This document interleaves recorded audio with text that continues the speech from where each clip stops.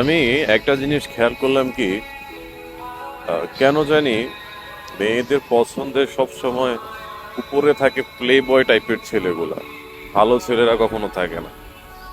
কারণ আমি যতটুকু দেখলাম মেয়েরা সবসময় একটু অ্যাগ্রেসিভ, একটু রোমান্টিক, একটু বোরিং টাইপের ছেলেদেরকে তাদের পছন্দ না। যেসব ভালো ছেলেরাই সবসময় বোরিং হয়, এই জিনিসটা আমি জানি।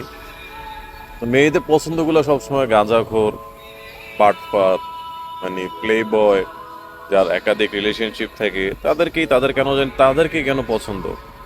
বা তাদেরকে পছন্দ হওয়ার রিজন গুলো থাকে অনেক, যে আসলে প্লে বয় হরে করে কি, তারা অনেক রোমান্টিক কথাবার্তা বলে, একটা মেয়েকে ওই জায়গাটা দিয়ে দেয় যে হ্যাঁ তুমি আমার সবকিছুর উপরে আছো, তুমি আমার লাইফে সবকিছু।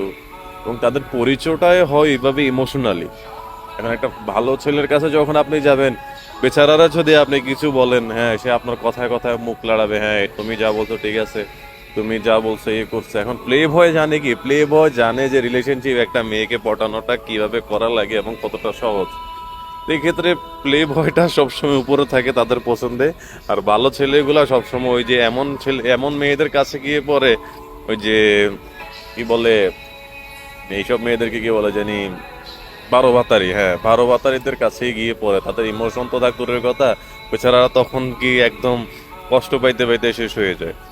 আর ভালো মেয়েদের ওই এইটাই পছন্দ, যে কেউ তাদের কেয়ারিং করুক, কেউ তাদের ইয়ে করুক। এখন ভালো ছেলেগুলো আসলে কেয়ারিং টেয়ারিং সম্পর্কে জানে কম, বুঝে কম। এটা আসলে আপনি যা বলবেন তাতেই হ্যাঁ, যা বলবেন তাতেই না, এই হচ্ছে আর কি কাহিনী।